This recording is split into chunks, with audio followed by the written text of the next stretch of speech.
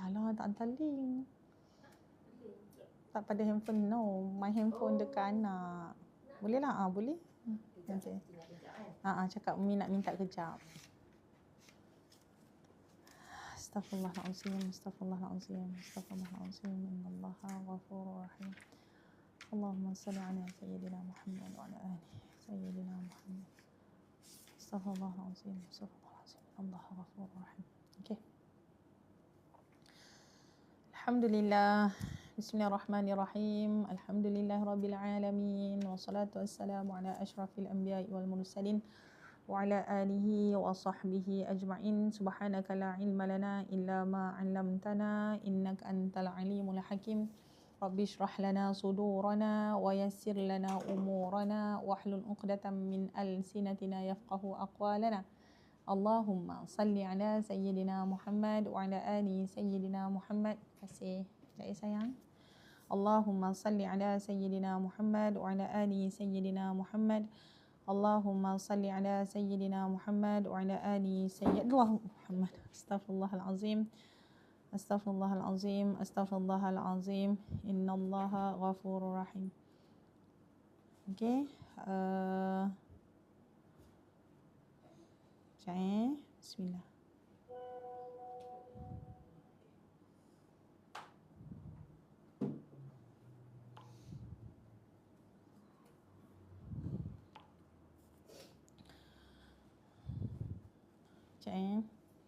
Dah bagi link Okey, sekejap. Bismillah.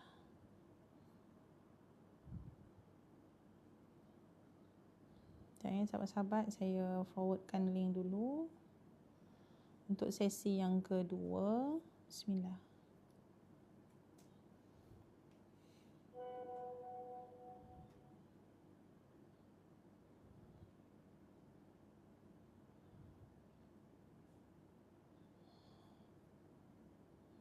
Allahumma salli ala sayyidina Muhammad wa ala ali sayyidina Muhammad. Allahumma salli ala sayyidina Muhammad. Allahumma salli ala sayyidina Muhammad wa ala ali sayyidina Muhammad. Astaghfirullahalazim, astaghfirullahalazim, astaghfirullahalazim. Innallaha ghafurur rahim. Okey.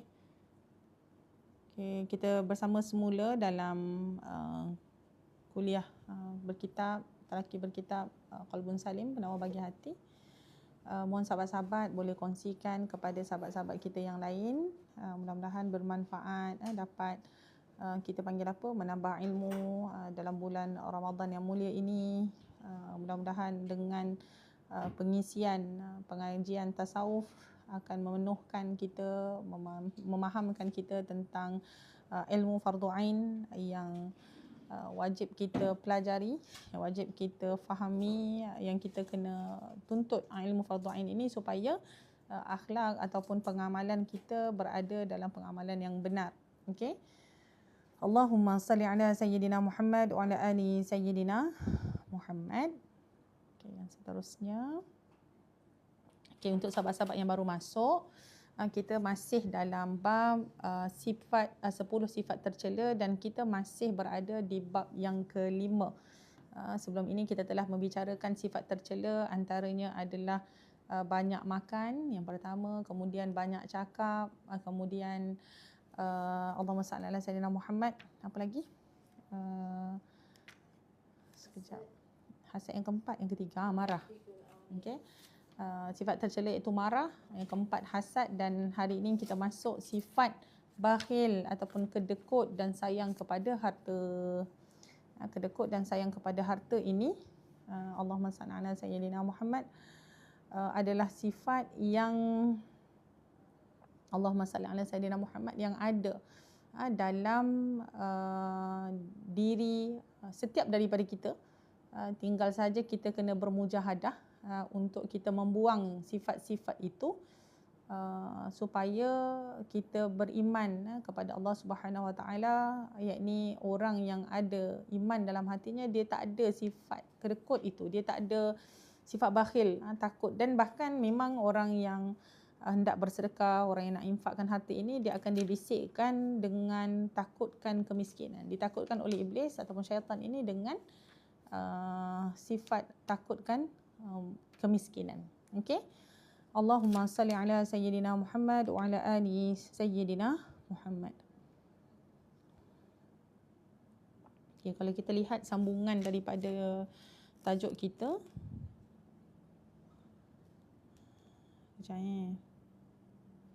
Okay, saya bacakan sekejap. Beliau ialah Al-Amru bin Al-As bin Wail Al-Qurashi As-Sahmi, pahlawan terkenal dan pemimpin yang cekap. Ini yang mana ni tadi sekejap Sayyidina Ibnu Mas'ud. Okey. Ni sedikit tentang siapakah Sayyidina Ibnu Mas'ud. Iaitu beliau ialah Amru bin Al-As bin Wail Al-Qurashi As-Sahmi, pelawan yang terkenal dan pemimpin yang cekap. Meriwayatkan 39 hadis daripada Nabi SAW, masuk Islam pada tahun 8 Hijriah.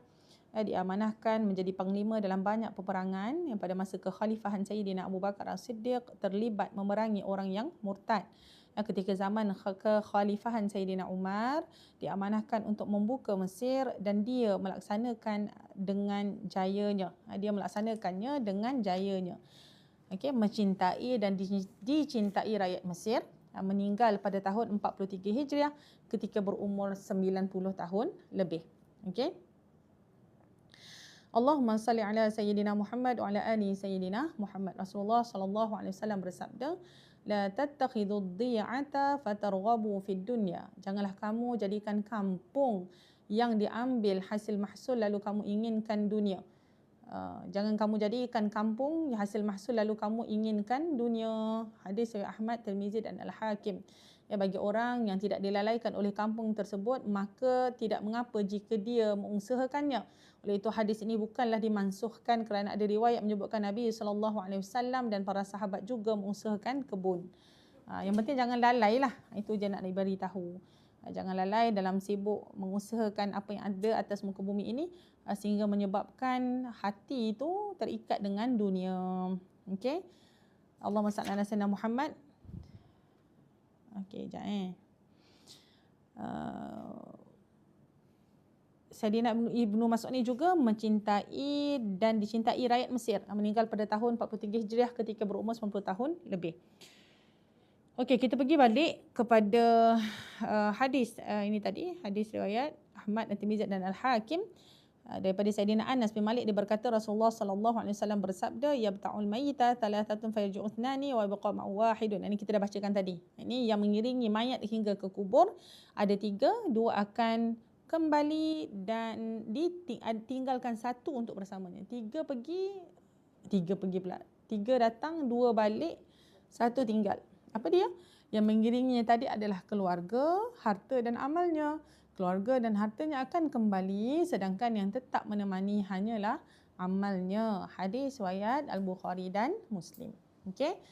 Allahumma salli ala Sayyidina Muhammad wa ala ali Sayyidina Muhammad. Dan Allah Subhanahu wa taala berfirman, a'udzubillahi minasyaitonirrajim. Rijalul la tulhihim tijaratu wala bai'un an dzikrillah. Yani ibadat itu dikerjakan oleh orang yang kuat imannya. Orang yang kuat imannya yang tidak dilalaikan oleh perniagaan atau berjual beli daripada menyebut serta mengingati Allah Subhanahu wa taala. Okey, surah An-Nur ayat yang ke-37. Allahumma salli ala Sayyidina Muhammad wa ala ali Sayyidina Muhammad. Ni kalau kita lihat faedah, yakni keutamaan yang ditunjukkan oleh para sahabat. Imam Al-Khatib Asy-Syarbini berkata dalam Mughni Muhtaj, para sahabat mendulukan ibadah ke atas muamalat sebagai perhatian kepada perkara-perkara agama, yakni mendahulukan muamalat ke atas munakahat dan apa yang berkaitan dengannya kepada keperluan manusia yang sangat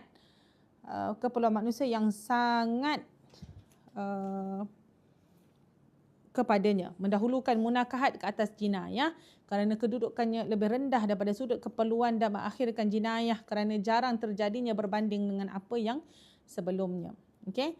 Allahumma salli ala Sayyidina Muhammad wa ala ali Sayyidina Muhammad. Memiliki harta bukan dicela secara mutlak. Ini kena faham. Jadi ustazah duk cerita jangan sayang harta, jangan sayang harta, habis semua dia bagi. Itu saya sebut tadi kan? Bukan. Memiliki harta bukan dicela secara mutlak. Ketahuilah, harta bukanlah dicela secara mutlak, tetapi ia dicela jika ia melalaikan seseorang daripada ibadah. Harta yang boleh menolong untuk beribadah adalah dipuji. Oh, Masya Allah, kalau kita cerita tentang harta yang boleh menolong pada ibadah ni banyak. Memang kita ni perlukan orang kaya atas muka bumi ni. Orang-orang Islam yang kaya memang diperlukan untuk membangunkan agama ini. Sebab itu kalau kita lihat antara contoh yang senang untuk kita nampak yang dalam sirah bagaimana yang ditunjukkan oleh ibunda kita Sayyidatina Khadijah radhiyallahu anha. Ibunda kita Sayyidatina Khadijah radhiyallahu anha mempunyai harta 2/3 Mekah. Maksudnya banyak sungguh.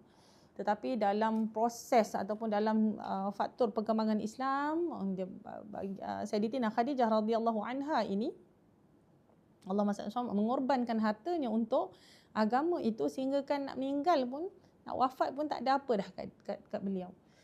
Sedangkan beliau adalah wanita terkaya. Dikorbankan tu memang untuk agama sungguh. Memang untuk agama, ikhlas untuk agama. Sedangkan sehingga kan apa yang dipesan kepada baginda Nabi SAW, andainya tulang belulangku boleh dijual untuk agama ini, maka juallah.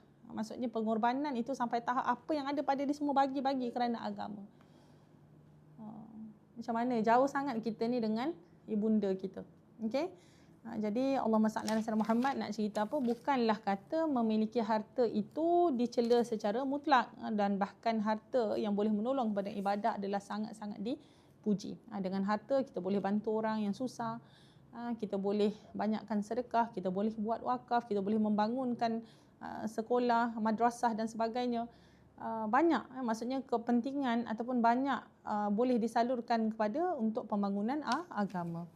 Okey, jadi Allahumma salli ala sayyidina Muhammad daripada Sayyidina Amr bin al-As berkata Rasulullah sallallahu alaihi wasallam bersabda, ni'mal malus salihu lil mar'is salih. Yakni sebaik-baik harta yang baik berada pada orang yang soleh. Hadis riwayat Ahmad dan At-Tabrani dengan sanad yang sahih. Okey. Sebaik-baik harta yang baik adalah berada pada orang yang soleh. Seseorang tidak sepatutnya membanyakkan hartanya. Apa yang lebih utama ialah mengambil harta mengikut kadar yang cukup sahaja. Okey, kadar yang cukup saja. Jadi kalau saya ingat dalam hadis ini berkaitan ni'mal malus salihu lil mar'is salih. Sebab harta yang baik berada pada orang yang salih. Kalau saya ingat hadis ini, saya teringat bagaimana didikan almarhum ustaz, almarhum suami saya ketika kami ni waktu hujung minggu ni banyak pergi belajar ke pondok. Pondok yang diajar oleh Allahumma salli Muhammad, pengasas Tuan Guru Syekh Abdul Rauf Nurin.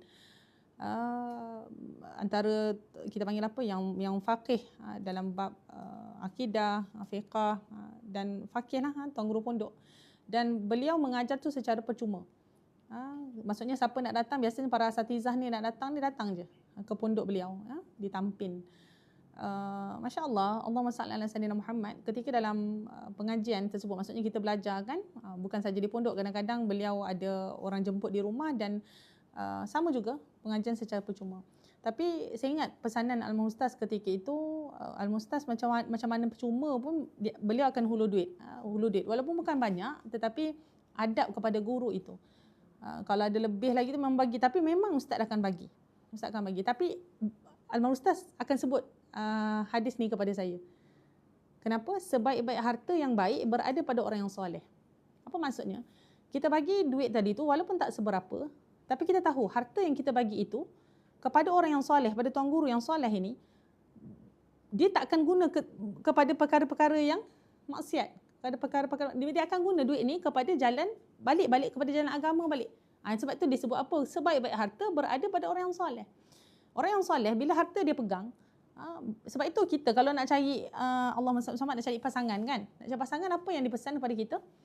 Agama nak akan mengikat. Walaupun kita memang dia suruh cari 4, lihat kepada rupa dia, lihat kepada keturunan dia, lihat kepada harta dia, dan lihat pada agamanya. Tetapi agama inilah yang menjadi kita panggil apa, kayu ukur kepada 4 ini.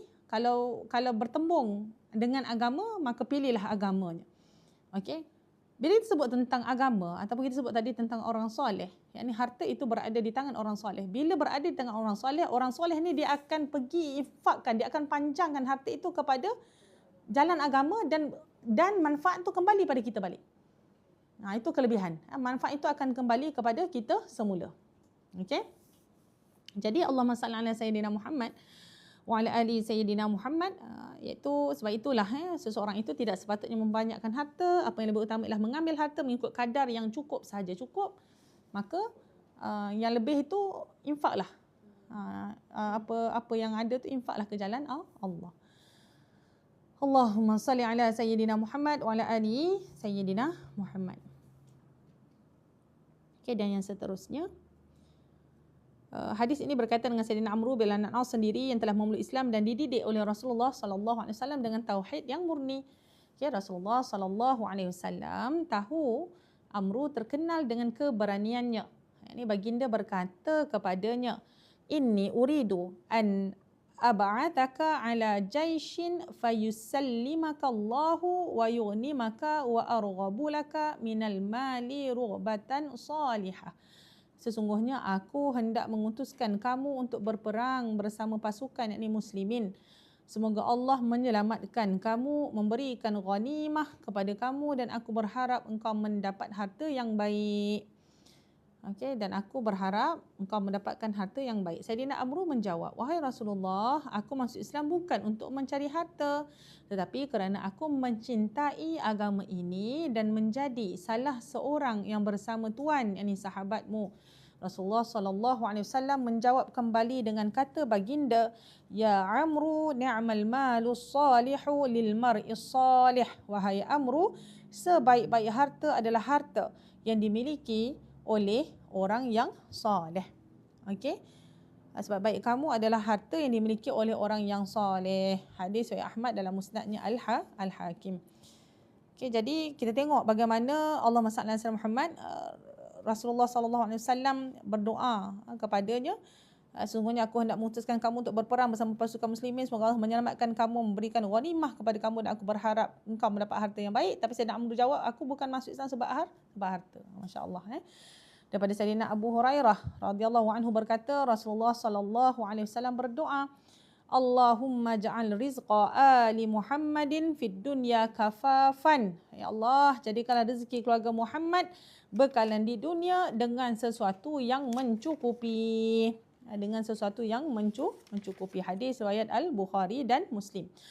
Jadi melalui doa ini Rasulullah sallallahu alaihi wasallam menunjukkan bahawa orang yang berakal sepatutnya tidak memenatkan diri, yakni untuk mencari harta lebih daripada keperluan kerana tidak ada kebaikan dalam perkara itu. Okey. Tidak ada kebaikan dalam perkara itu. Okey. Ukuran yang mencukupi adalah tidak sama, yakni untuk seorang yakni dengan seorang yang lain kerana masing-masing mempunyai keperluan yang berbeza. Walau bagaimanapun ukuran yang dipuji syarak ialah seseorang boleh kuat mengerjakan ibadah dengan ukuran harta tersebut. Maksudnya dia selesa lah. Maksudnya dengan harta yang dia ada itu sehingga dia boleh mengerjakan ibadah, memberi kesan kepada ibadahnya. Contohlah orang yang nak pergi umrah kan ada duit. Orang nak pergi haji kan ada duit. Perlu harta. Kan? Maksudnya membawa dia kepada ibadah. Harta tu kembali balik. Dan bahkan Masya Allah orang yang mengeluarkan duit, harta dia dibelanjakan untuk jalan umrah dan haji ni, Allah ganti semula daripada rezeki yang memang daripada yang tidak disangka-sangka. Sebab tu ada orang dia pergi berkali-kali kan, mana dia dapat duit dia ni, berkali-kali dia dapat. Kan berkali-kali Allah jemput. Sebab dia meyakini bahawa duit yang dibelanjakan ke jalan Allah itu pasti akan dapat kembali. Insya-Allah dengan jaminan Allah yang menjamin rezeki kita, Allah yang Maha Kaya dan mencukupkan kita. Allahumma salli ala sayyidina Muhammad wa ala ali sayyidina Muhammad. Allahumma salli ala sayyidina Muhammad. Okey, jadi Allahumma salli ala sayyidina Muhammad, melalui doa ini Rasulullah sallallahu alaihi wasallam menunjukkan bahawa orang yang berakal sepatutnya tidak memenatkan diri untuk mencari harta lebih daripada keperluan kerana tidak ada kebaikan dalam perkara itu. Ini yang kita sebut apa maksud harta lebih itu. Imam Syafi'i berkata tentang qanaah. Qanaah ini merasa cukup. Qanaah adalah merasa cukup. Idza ma kunta dza qalbin qanu'in fa anta wa malikud dunya sawa'u. Jika kamu mempunyai jiwa yang qanaah, maka kamu dan raja dunia sama saja. Nampak? Kan kamu ada sifat qanaah, kamu ada sifat rasa cukup, rasa memang cukup ya Allah, apa kau bagi ni cukup pada aku ya Allah. malah terlebih-lebih lagi, ya Allah. Merasa cukup itu sangat penting. Dia qanaah itu dia menghasilkan juga rasa syukur. Bila rasa syukur, la in syakartum la azidannakum. Maksudnya dengan rasa qanaah dia rasa cukup, dengan rasa cukup tadi dia bersyukur, maka Allah pasti dan pasti akan menambahkan lagi rasa syukur kepada Allah SWT, menambahkan lagi kepadanya rezeki ataupun harta tadi kepada dirinya. Okey. Allahumma salli ala sayyidina Muhammad wa ala ali sayyidina Muhammad.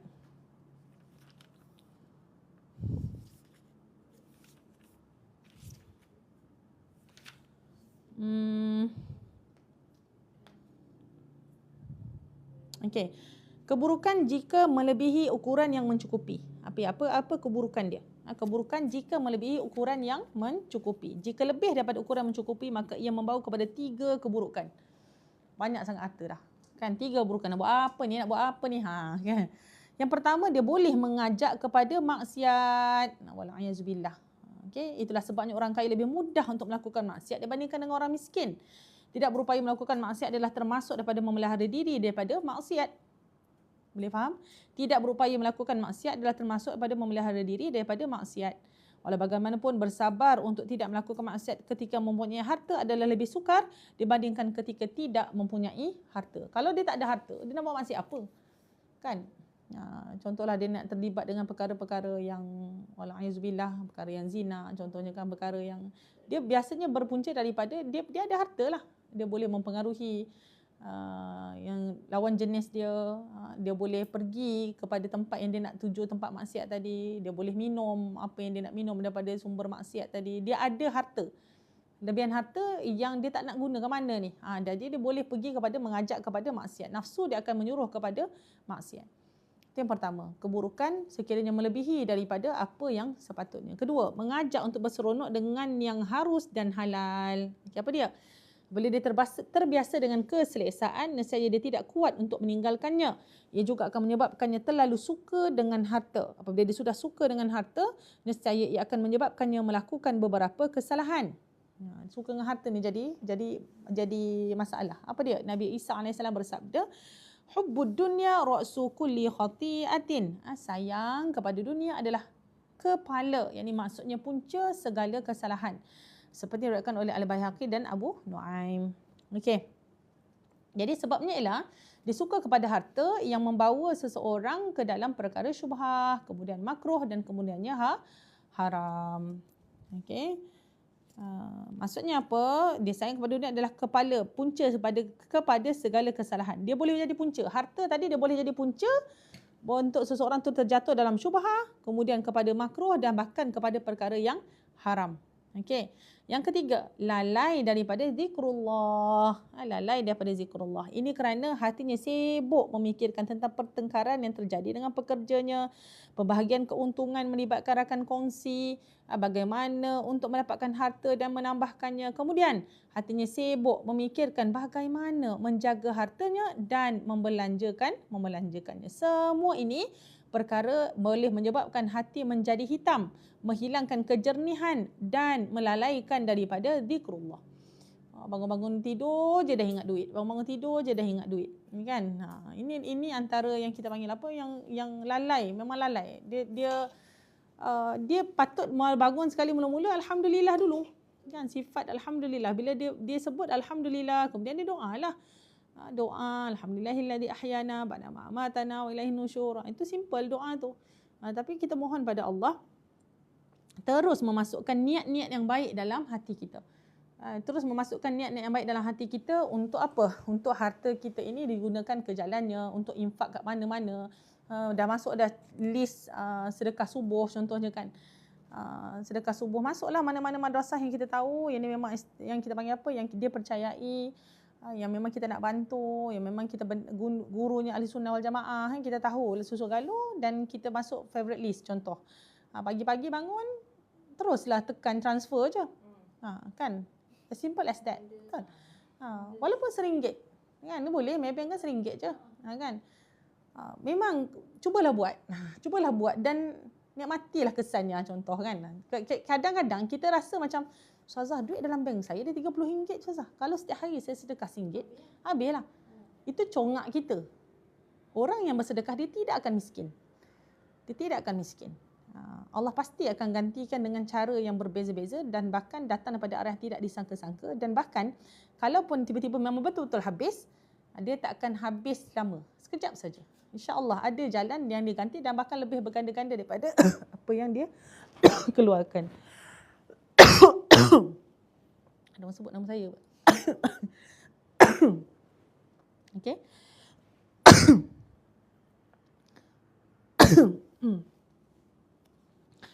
Allahumma salli ala Sayyidina Muhammad wa ala alihi Sayyidina Muhammad. Imam Sufyan Ats-Tsauri berkata, man tasaddaqa min haramin aw anfaqahu fi ta'atin fahuwa kaman yutahhiru thawbahu bil bauli. Sesiapa yang bersedekah atau menginfak dengan harta yang haram untuk perkara ibadah, maka ia seperti orang yang mencucikan bajunya dengan kencing.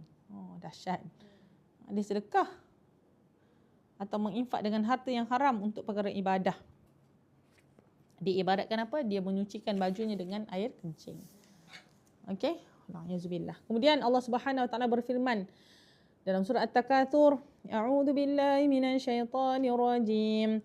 Alhaakumut takatsur hatta zurtumul maqabir. Kamu telah dilalaikan oleh perbuatan berlumba untuk mendapat sebanyak-banyak harta benda, anak pinak, pangkat dan pengaruh sehingga kamu masuk kubur.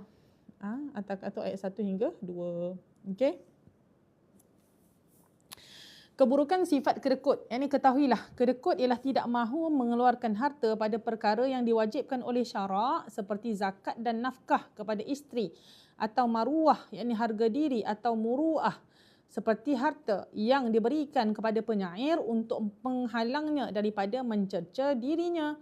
Ya, seseorang yang tidak memberikan sesuap makanan daripada bahagian yang lebih setelah memberikan nafkah yang wajib kepada isterinya bukanlah dinamakan kedekut. Okey, seseorang yang tidak memberikan sesuap makanan daripada bahagian yang lebih setelah memberikan nafkah yang wajib kepada isterinya bukanlah dinamakan kedekut. Kena faham maksudnya seorang suami dia bagi nafkah wajib tu memang kewajipan dia. Maksudnya ada sesuap dia bagi lebih, tak bagi. Tu bukan namanya kedekut. Dia dah bagi dah. Dia dah selesaikan tanggungjawab dia. Okey. Pemurah ialah memberikan sesuatu daripada bahagian yang lebih setelah menyelesaikan yang wajib pada syarak dan muruah. Ini maruah tadi. Okey, apa dia? Contoh tadi, kalau suami tadi dia dah bagi nafkah wajib. Sebab tu saya selalu ingatkan kepada para isteri. Para isteri selalu kan komplain. Kan, suami tak bagi tu, suami tak bagi ni. Kan? Padahal kalau kita fikirkan balik, kita lihat balik, lepas tu kena belajar fiqah. Apa nafkah wajib yang wajib suami bagi ni? Makanan 2 kali sehari, cukup dengan lauk. Okey. Lepas tu pakaian 2 pasang setahun. Kan? Cuba cek sekarang almari. Kan? Alah ustazah, saya ni beli duit saya sendiri. Tu jadi macam tu. Kan? Tapi kadang-kadang ada suami dia tak bagi tu secara direct. Saya pun beli sendirilah ustazah. Tapi dia bagi duit contohnya kan. Tapi hanya wajib yang disediakan adalah 2 pasang setahun. Kan? Lepas tu tempat tinggal. Asalkan bilik selesa lah. Syarat dia asalkan tempat yang dia boleh duduk selesa. Kalau kata bilik tu dia kahwin kan, contoh dia baru kahwin ke, dia bagi asalkan isterinya selesa duduk bilik pun dah cukup dah. Tapi Allah Muhammad dia beli mungkin duduk di rumah yang lebih selesa, dengan ada penghawa dinginnya, contoh ada pula perhiasan-perhiasan yang cantik dan sebagainya, lebih lagi dah. Maka yang lebih ini itu dikira ihsan daripada seorang suami kepada isteri dan dikira sebagai sedekah seorang suami kepada isteri. Itu bukan nafkah, sebab yang wajib dia dah bagi. Sebab itu kena faham tu.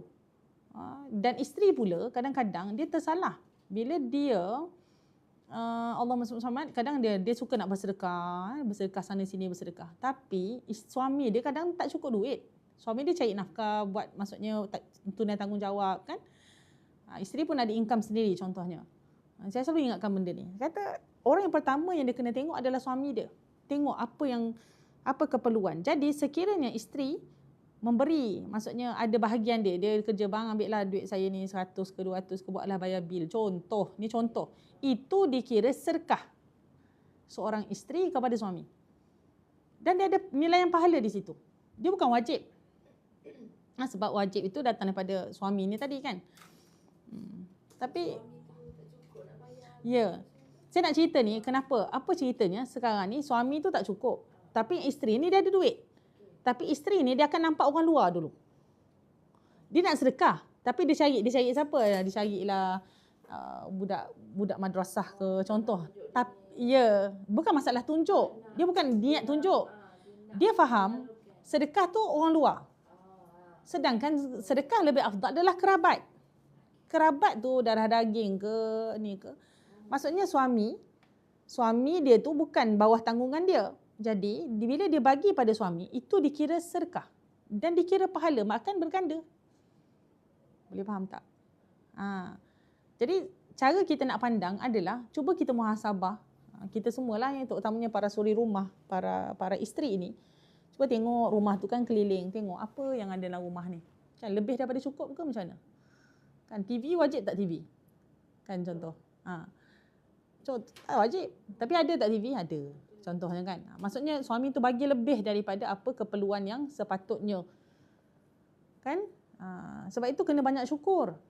Sebab itu sebagai seorang isteri kena banyak syukur. Dan Allahumma salli ala Muhammad, macam saya sebut tadi, kalaupun dia beri kepada si suaminya, maka itu adalah sedekah, dikira sebagai sedekah. Dan kalau seorang suami yang telah menunaikan nafkah dan memberi lebih kepada isteri juga dikira sebagai sedekah. Itu keadaan itu. Alright. Okay, jadi Allahumma salli ala Sayyidina Muhammad wa ala ali Sayyidina Muhammad. Dan pemurah memberikan sesuatu pada bahagian lebih setelah menyelesaikan yang wajib pada syarat dan muruah. Ini maruah tadi. Harga diri tadi. Okey. Allahumma salli ala Sayyidina Muhammad. Cara mengatasi sifat kedekut. Ubat mengatasi kedekut ialah dengan kesepaduan antara ilmu dan amal. Ilmu dan amal. Apa dia ilmu?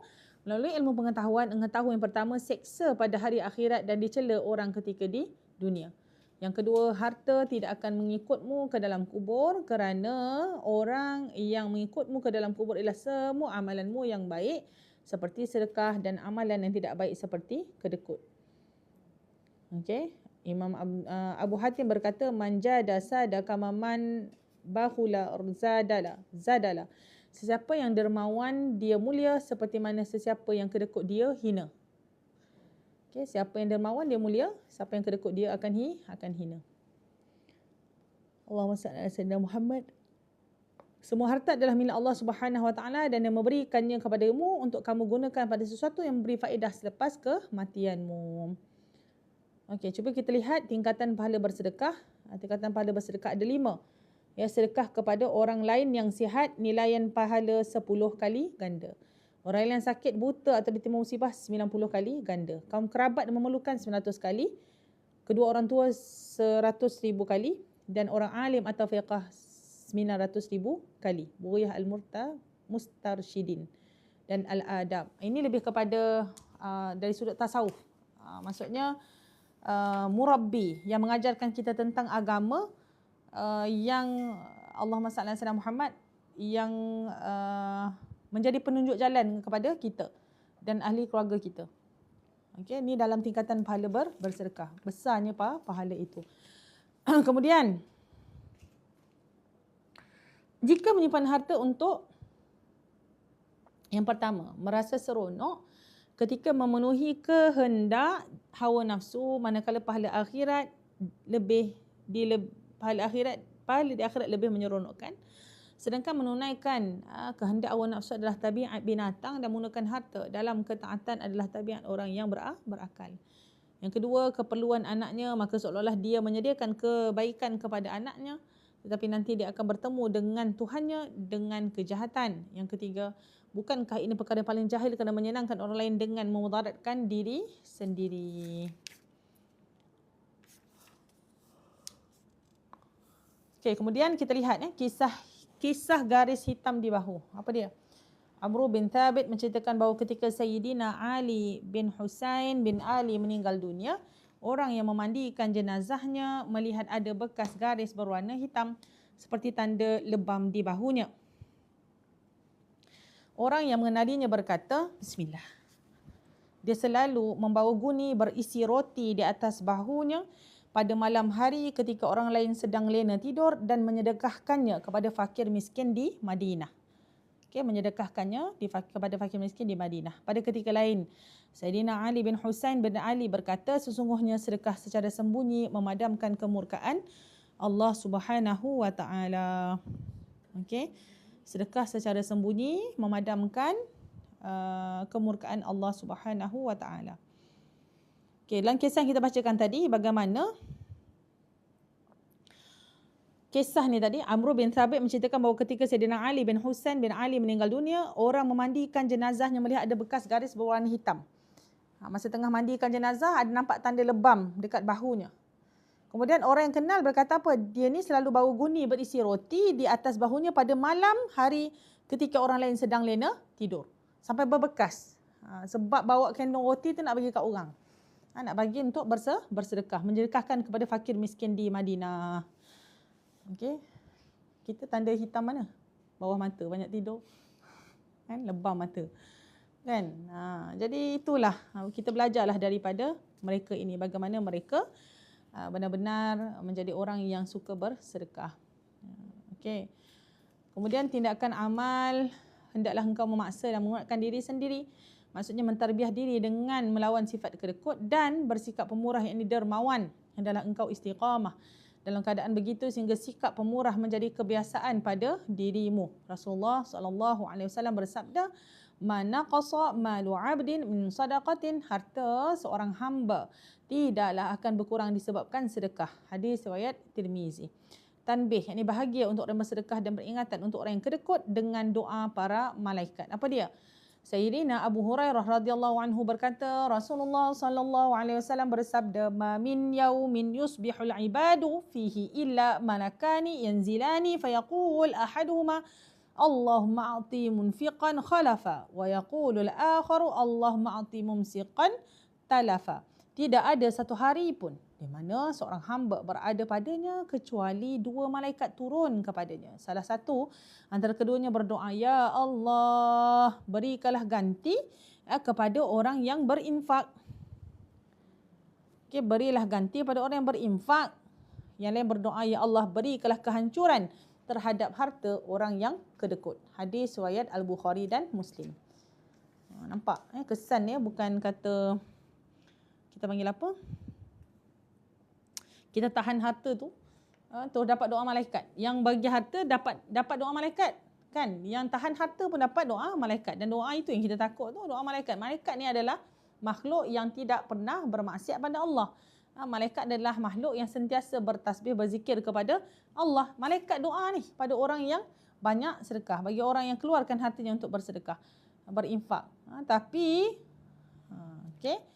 Tapi yang lain, Allahumma salli ala sayyidina Muhammad.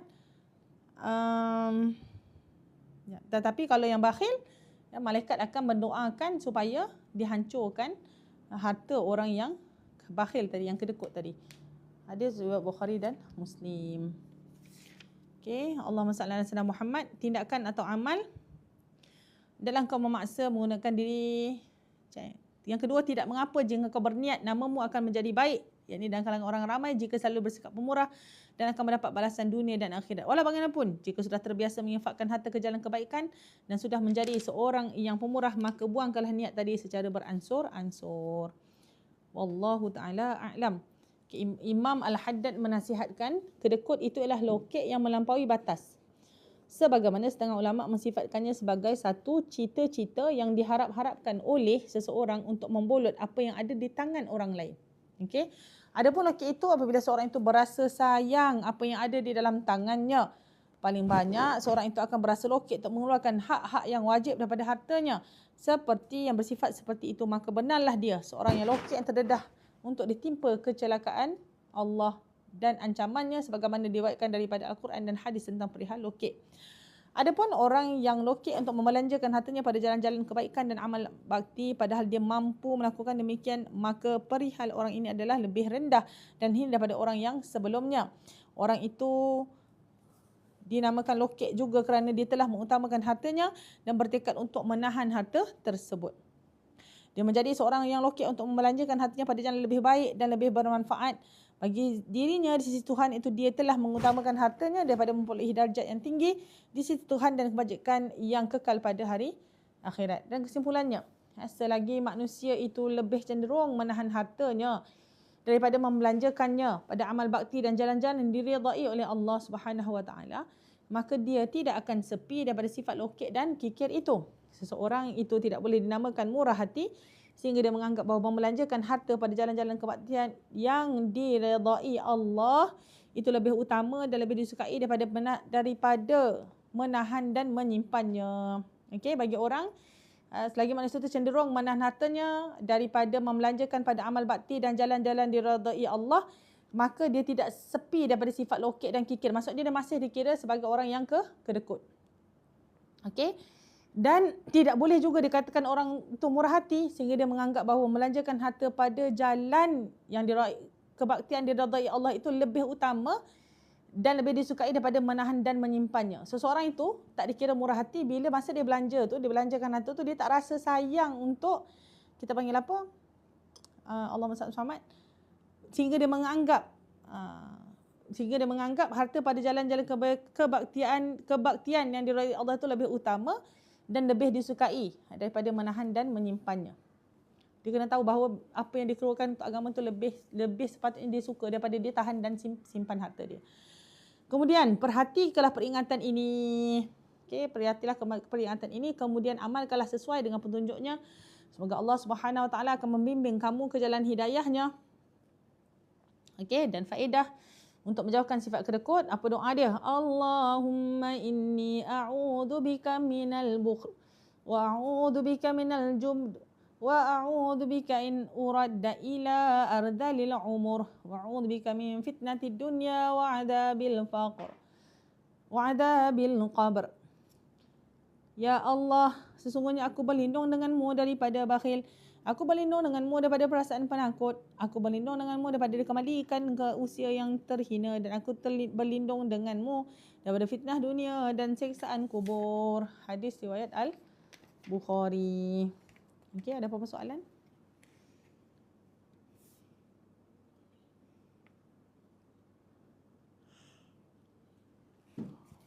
Okey. Ada set baru kan?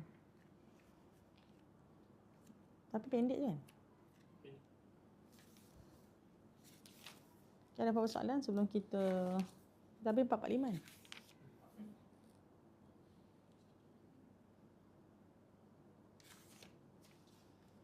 Okey. Bab hasad. InsyaAllah nanti ambil sekejap saya... Allah.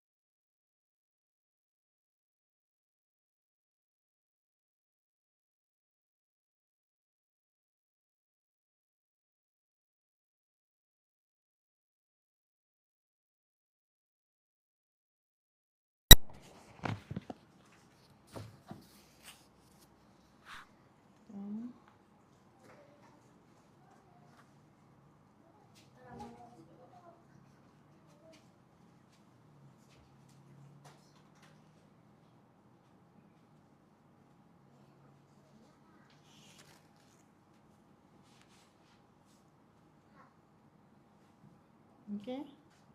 Allahumma salli ala sayyidina Muhammad.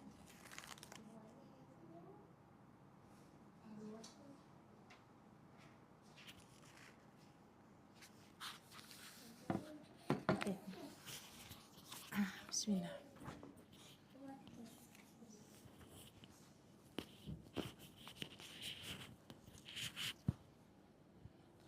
Okey, bismillahirrahmanirrahim. Alhamdulillah rabbil alamin wassalatu wassalamu ala asyrafil anbiya'i wal mursalin wa ala alihi wa sahbihi ajma'in. Subhanaka la ilma lana illa ma 'allamtana innaka antal alimul hakim.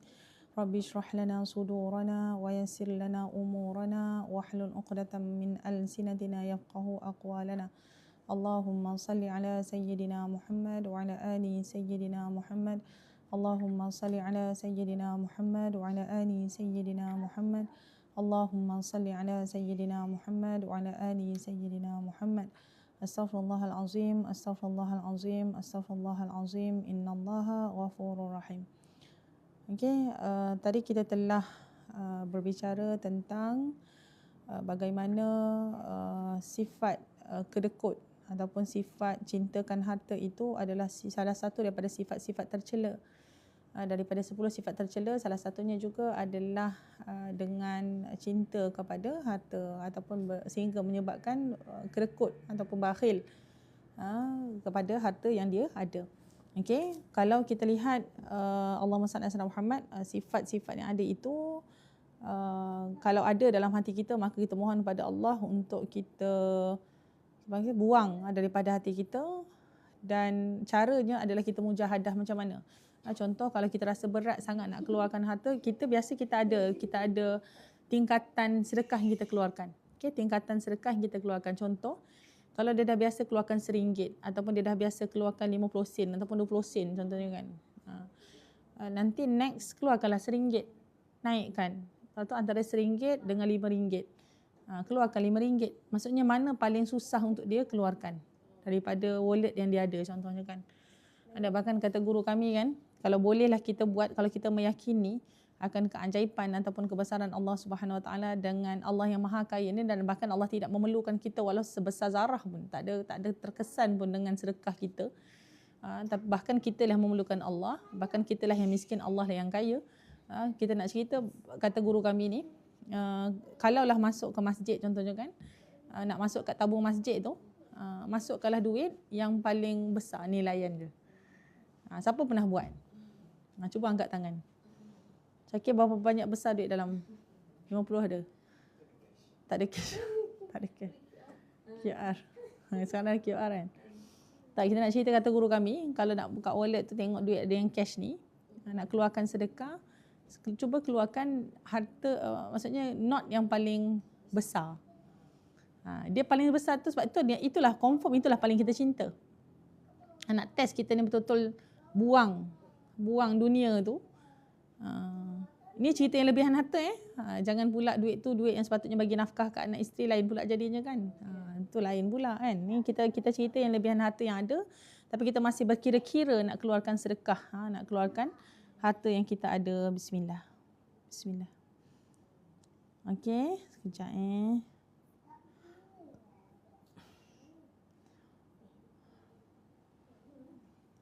Bismillah.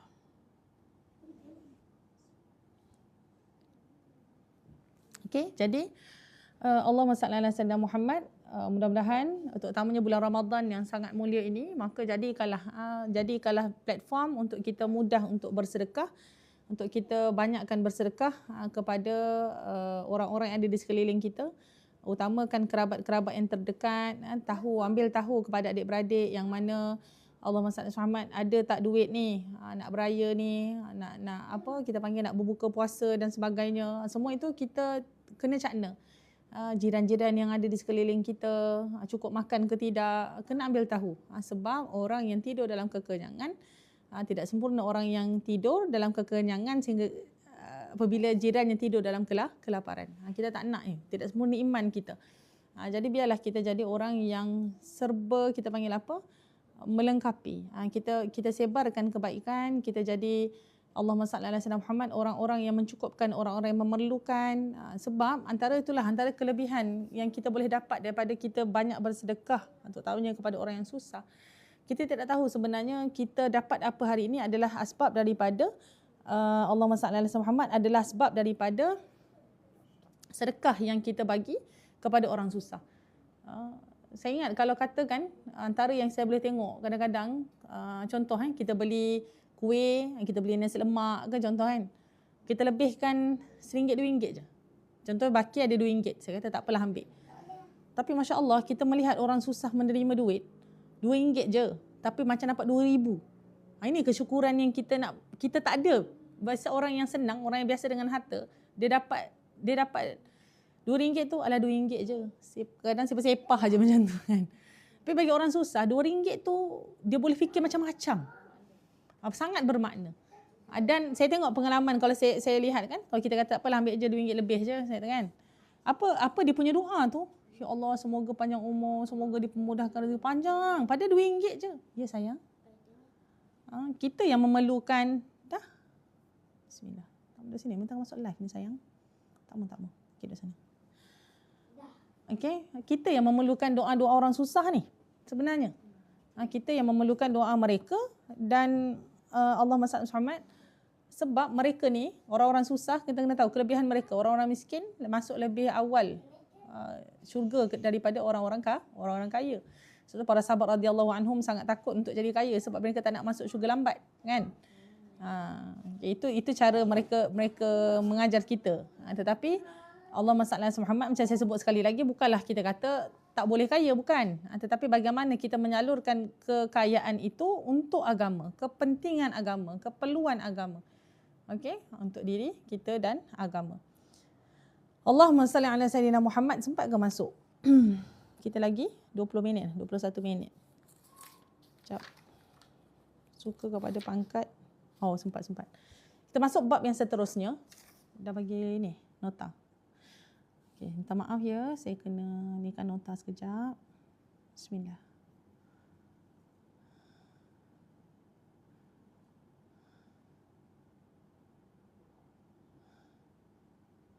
Bismillah.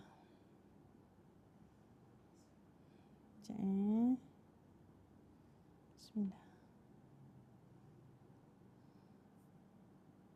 Untuk sahabat-sahabat yang baru masuk, boleh sharekan link kepada sahabat-sahabat yang lain. Kita berakilan 20 minit saja lagi untuk membicarakan bab yang seterusnya, iaitu suka pada pangkat, jawatan ataupun kedudukan. InsyaAllah. Bismillah.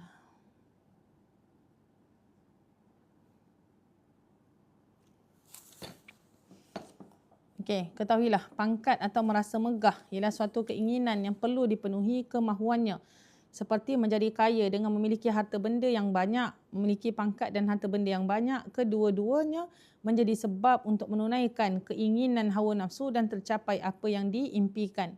Suka kepada pangkat adalah sifat yang tercela dan menjadi penyebab kepada kebinasaan. Imam Al-Haddad berkata, sesiapa yang terlampau menumpukan perhatian kepada pangkat dan menuntut kedudukan serta mengharapkan kemuliaan dan ketinggian di hati orang ramai, maka sebenarnya dia telah terdedah untuk ditimpa pelbagai bahaya dan bencana seperti takabur, yakni sombong, riak, menunjuk-nunjuk, yakni tasannu' dan menunjuk diri. Ketika itu dia tidak akan merendah diri terhadap kebenaran dan ahli-ahlinya serta tidak suka berasa diri kecil dan hina dan lain-lain lagi daripada bahaya dan bencana.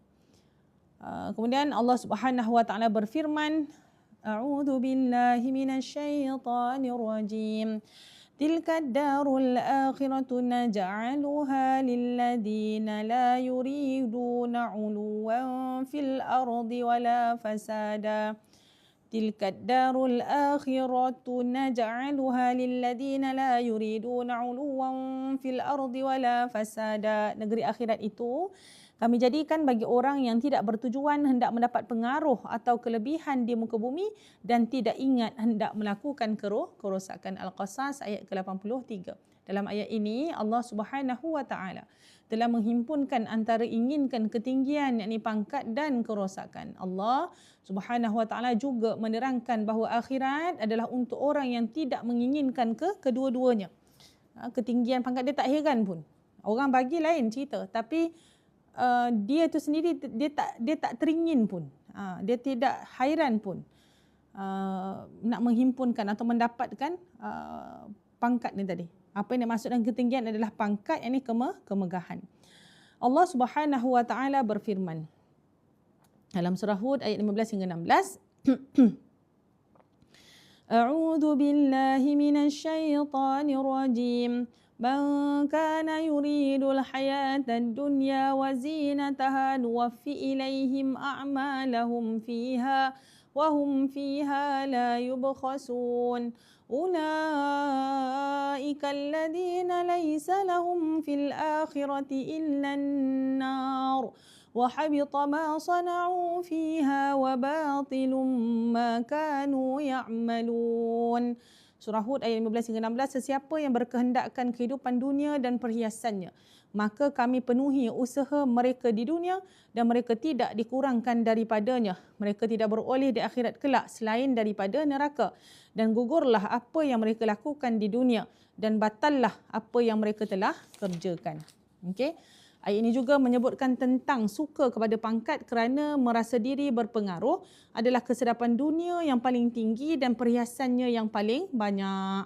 Okey, pangkat apa dia? Mempunyai kedudukan yang dipuji. Ketahuilah, pangkat tidak dicela secara mutlak seperti juga dengan harta. Itu kita kena faham. Sebab dengan kuasa itulah yang kita boleh mengubah, kita panggil apa?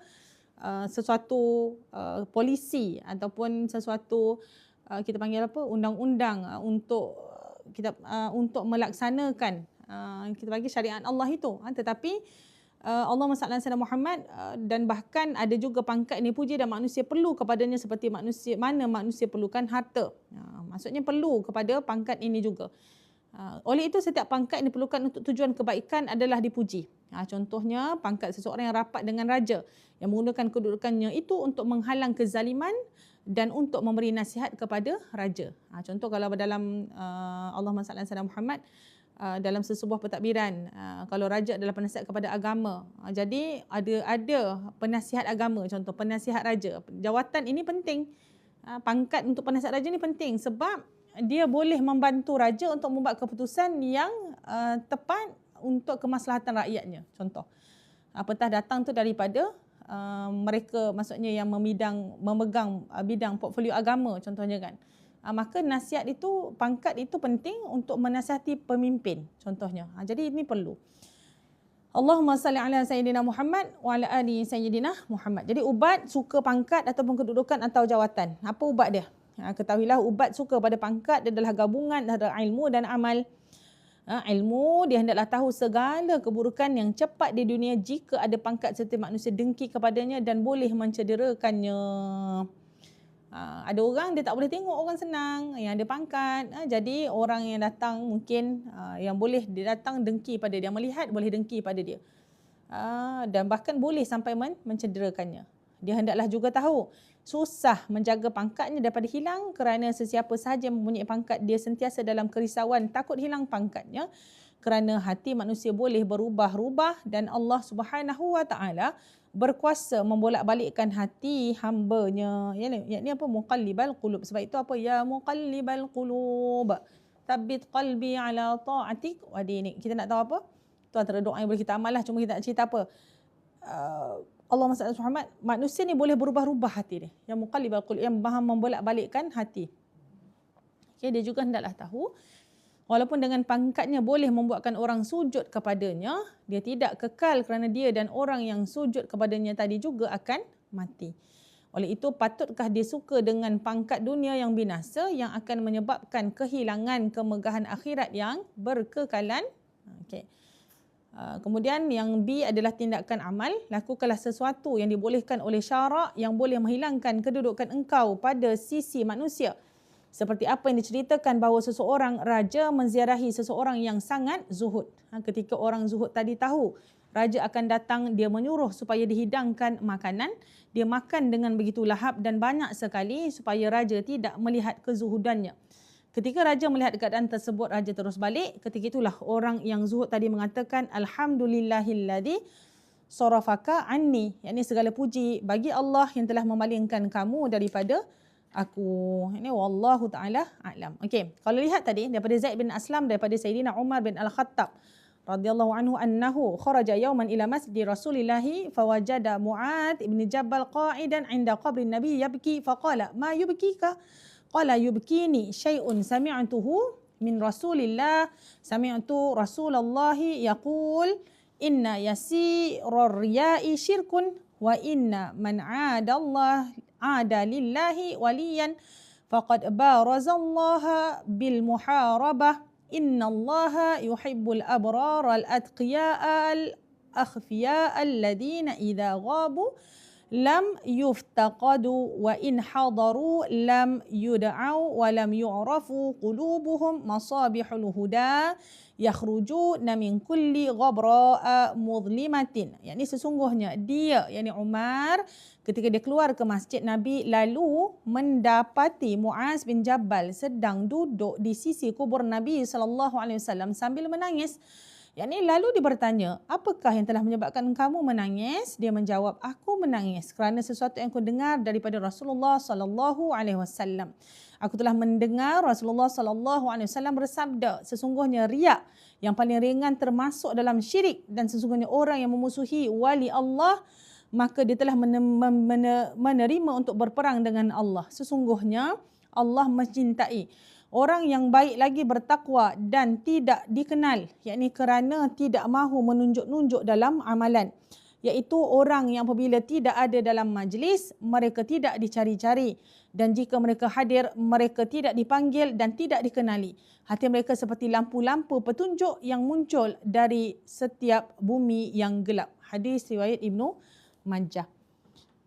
Dan daripada Sayyidina Abu Hurairah radhiyallahu anhu berkata, Nabi SAW bersabda, Rubba ash'atha aghbara madfu'in bil abwabi law aqsama 'ala Allahi la abarrah. Betapa ramai orang yang kusut rambutnya yang ditolak dari semua pintu, tetapi jika dia bersumpah dengan nama Allah ini untuk sesuatu tujuan, nescaya Allah akan memenuhi sumpahnya ini mengabulkan permintaannya. Hadis riwayat Muslim. Nampak apa maksudnya? Bukan siapa-siapa, kita nampak macam tak ada siapa-siapa je kan, macam tak ada ni je, tak ada pangkat, tak ada nama, tak ada apa, tapi orang-orang begini kalau sekali diminta dengan Allah, Allah kabulkan. Maksudnya orang yang mungkin tidak terkenal pun di sisi siapa-siapa, tapi kita tak tahu dia di sisi Allah itu tinggi darjatnya. Okey. Jadi Allahumma salli ala Sayyidina Muhammad wa ala ali Sayyidina Muhammad. Sekejap Okay, kalau kita lihat ini, bagaimana hadis Ibnu Majah yang kita bacakan sebentar tadi daripada Zaid bin Aslam, daripada Sayyidina Umar bin Al-Khattab, disebutkan apa? Disebutkan sesungguhnya riak yang paling ringan termasuk dalam syirik dan sesungguhnya orang yang memusuhi wali Allah, maka dia telah menerima untuk berperang dengan Allah. Sesungguhnya Allah mencintai orang yang baik lagi bertakwa dan tidak dikenal, yakni kerana tidak mahu menunjuk-nunjuk dalam amalan, iaitu orang yang apabila tidak ada dalam majlis mereka tidak dicari-cari dan jika mereka hadir mereka tidak dipanggil dan tidak dikenali. Yang ni Allah Sayyidina Muhammad nak cerita apa? Bukanlah salah untuk dikenali dan bahkan memang ada yang sebahagian yang Allah memang angkat untuk dikenali. Dan kadang-kadang untuk dikenali itu adalah penting untuk membawa kepada agama itu sendiri, dipercayai orangnya untuk dikenal. Dan yang satu part lagi, dia ni tak siapa-siapa dia bercakap ni. Contoh kan, dia faqih, dia alim dan Allah yang menaikkan dia untuk dikenali, itu cerita lain. Tapi dia dalam hatinya itu dia tidak suka dikenali. Itu beza. Kita jangan samakan dia ni asalkan dia terkenal je, dia ni memang nak terkenal. Asalkan contoh tokoh-tokoh agama yang ada kan, yang Allah angkat darjat mereka ini, Allah bagi dia dikenali oleh masyarakat ataupun penduduk negara majoriti Islam contohnya, ni tokoh ulama dan sebagainya, itu tak ada masalah. Tetapi ia tidak berbekas pun dekat hati para alim ulama ini. Allah yang mengangkat mereka untuk dikenali dan mereka mengajar dan orang menerima, orang faham, orang siqah, orang percaya. Itu cerita lain. Tapi kalau dalam hatinya nak menuju kepada jalan-jalan kewalian ini, dalam hatinya dia ada sifat untuk terkenal. Ini bahaya. Dia ada keinginan untuk terkenal, dia ada keinginan untuk dikenali oleh manusia, oleh makhluk, maka hatinya sebenarnya telah berpaling daripada tujuan dia untuk menghadap kepada Allah Subhanahu Wa Taala. Jadi perkara ini kena perhatikan bersama. Hari ini orang berlumba-lumba nak terkenal, nak dikenali, nak buat konten itu ini. Kadang-kadang sehinggakan konten yang mengarut, yang memang bukan kita cerita apa, bad marketing is marketing kan. Istilah macam tu kan. Tetapi masalah bad marketing tu dia melibatkan dosa pahala. Kan? Dia tak kisah orang kutuk dia, tapi dengan aurat yang kita tengok pun malu, perempuan tengok pun malu contohnya kan. Dia tak kisah dah. Tapi tujuan apa? Untuk buat konten dan untuk dikenali. Berbalik kepada cerita kita tadi, pangkat ataupun dia ada kedudukan dalam masyarakat. Walaupun bukan secara pangkat yang rasmi contohnya kan. Perbuatan ini juga ditegah. Dia nak kedudukannya dalam kalangan manusia. Dia ada keinginan untuk dia adalah someone daripada kalangan manusia itu. Jadi Allahumma salli ala sayyidina Muhammad, dia adalah seseorang yang dia nak dirasa dirinya penting. Jadi perkara begini yang tak boleh ada dalam hati dia, melainkan Allah yang menghendaki untuk dia. Memanglah yang tadi tu atas semua dengan izin Allah. Cuma perbuatan buruk tidak boleh disandarkan kepada Allah. Cuma dengan izin Allah, Allah yang memang nak naikkan dia, yang untuk memudahkan orang berbicara dengan dia, yang orang percaya kepada dia dan boleh membawa kepada agama, maka mudah-mudahan ia menjadi asbab untuk hidayah, untuk orang menerima hidayah. Okay, dan bahkan pangkat yang terpuji, yang boleh macam kita sebutkan tadilah, dia yang boleh memberi nasihat kepada agama, yang dia yang boleh bila ada kuasa yang boleh mengubah sesuatu, kita panggil polisi, untuk kita panggil apa, untuk kebaikan maslahah masyarakat ataupun ummah, khususnya untuk orang Islam, contohnya memelihara hak-hak ataupun maqasid syariah yang ada. Jadi pangkat itu perlu supaya tidak jatuh kepada orang yang tidak berhak, ataupun berjatuh kepada orang yang tidak adil, ataupun berjatuh kepada orang-orang yang kita panggil apa, yang salah, yang akhirnya Allahumma salli alaihi wasallam, yang kesan buruknya kembali kepada masyarakat itu kembali, masyarakat itu semula. Okey, jadi Allahumma salli ala sayyidina Muhammad.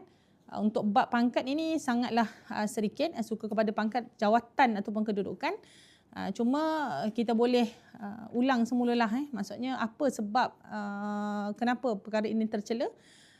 Sebab akhirnya bila dia cinta pada pangkat, dia akan menjadi banyak keinginan. Dia banyak keinginan. Banyak dia nak kena pangkat, harta benda, kedua-duanya jadi sebab untuk menunaikan keinginan hawa nafsu dan tercapai apa diimpikan. Maksudnya dia ada banyak keinginan yang pergi. Dia kena ada harta, dia kena nampak macam-macam lah. Dia ada benda yang disebabkan keinginan pada pangkat tadi, dia membawa kepada perkara-perkara mazmumah yang lainnya. Okay, Allahumma salli ala sayyidina Muhammad wa ala ali sayyidina Muhammad. Dan bahkan dia boleh membawa kepada sifat sombong, ujub, takabur dan ubat kepada mereka yang sukakan pangkat ataupun kedudukan ataupun jawatan. Yang pertama adalah ilmu. Dia kena tahu apa je keburukan Allahumma salli Muhammad. Dia boleh tahu, dia hendaklah tahu segala keburukan yang cepat di dunia jika ada pangkat seperti manusia dengki kepadanya dan boleh mencederakannya. Dia tahu kalau ada jawatan ini aku banyak risiko ni. Sebab tu para khalifah sangat takut memegang jawatan-jawatan kan. Sebab beginilah, maksudnya amanah jawatan itu sangat besar, okay, sangat susah untuk dijaga, dan bahkan Allah yang maha membolak-balikkan hati para hambanya. Dan Allahumma salli ala sayyidina Muhammad, dia juga hendaklah tahu walaupun dengan pangkatnya boleh membuatkan orang sujud kepadanya, dia tidak kekal kerana dia dan orang yang sujud kepadanya tadi juga akan mati. Orang yang ada ilmu ni dia tahu, kalau pun aku ada pangkat, nanti bukannya boleh kekal mana pun. Tak tahu. Bukan dengan pangkat tu, walaupun dengan pangkat tu orang boleh sujud pada dia, dia tetap tidak kekal. Okay, dia bukan siapa-siapa, dan orang yang sujud kepadanya juga tadi akan mati. Jadi nak mengajar kepada kita, patutkah kita suka pangkat dunia yang akan binasa, yang akan menyebabkan kehilangan kemegahan akhirat yang berkekalan. Begitu. Kemudian tindakan amal, lakukan sesuatu yang dibolehkan oleh syarak, yang boleh menghilangkan kedudukan engkau pada sisi manusia, seperti yang diceritakan bahawa seorang raja menzarihi seorang yang sangat zuhud. Ketika orang zuhud tadi tahu raja akan datang, dia menyuruh supaya dihidangkan makanan, dia makan dengan begitu lahap dan banyak sekali supaya raja tidak melihat kezuhudannya. Ketika Raja Melati tersebut, Raja terus balik. Ketika itulah orang tadi mengatakan, segala puji bagi Allah telah memalingkan kamu daripada aku. Okay, maksudnya apa? Dia sengaja jadi buat tadi orang zuhud tu, dia saja nak bagi nampak dia macam tak zuhud. Sebab orang cari dia tak suka dikenali. Ini sifat para wali Allah, para salafus soleh yang perlu ada pada diri kita. Kadang-kadang mereka sengaja berbuat begitu supaya mereka tidak dipandang, berpaling, orang mencari dia. Padahal dia membawa pada agama ni, dia nak bawa orang kenal Tuhan. Hari ni orang salah, banyaknya dia bawa orang kenal dia, bukan kenal Tuhan, bukan kenal Allah. Tu yang Allahumma salli ala Muhammad. Bila jadi macam tu, itu sebab bila seseorang itu terpengaruh dengan mana-mana pempengaruh, contohnya kan, buat ni dia pun ikut, ni suka ni dia pun nak ikut, sedangkan dia tak tengok pun, contohlah cara berpakaian, mana-mana pempengaruh pun, comel lah macam mana pun kan, tapi berpakaian ketat dan sebagainya, dia pun ikut. Maka Allahumma salli ala Muhammad, dia akan memberi kesan itu, kesan tu kepada yang pengikut tadi.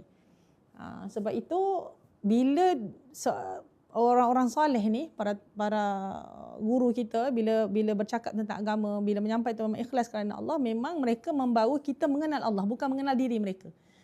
Itu beza.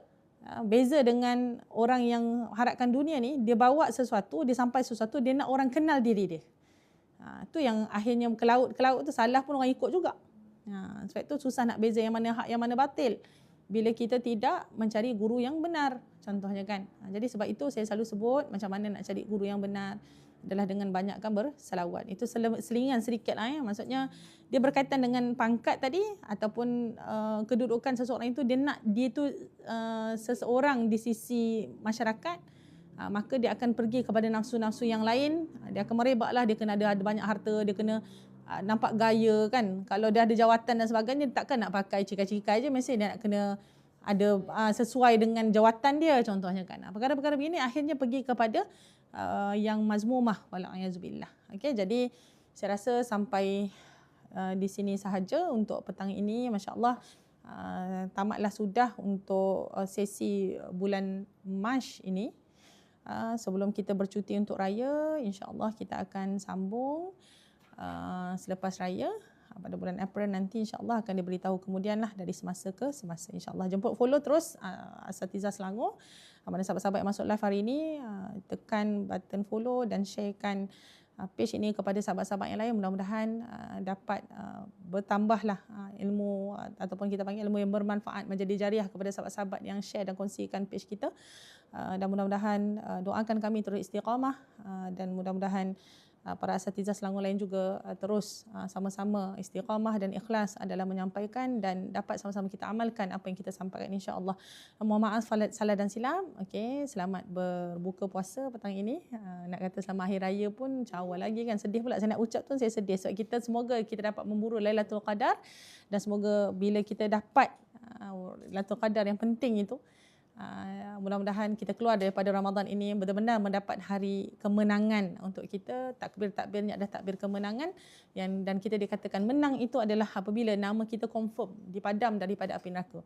Tapi kalau nama tak padam, tak ada istilah menang pada hari raya nanti. Ya Allah. Okay, jadi mudah-mudahan kita teruskan banyak beristighfar, banyakkan doa, Allahumma innaka afuwwun karim tuhibbul afwa fa'fu 'anna, ataupun Allahumma inna nas'aluka ridhaka wal jannah wa na'udzubika min sakhatika wan nar. Jadi saya itu saja untuk petang ini. Jazakumullahu khairan katsira. Tutup majlis tasbih kafarah dan surah wal 'asr. Bismillahirrahmanirrahim.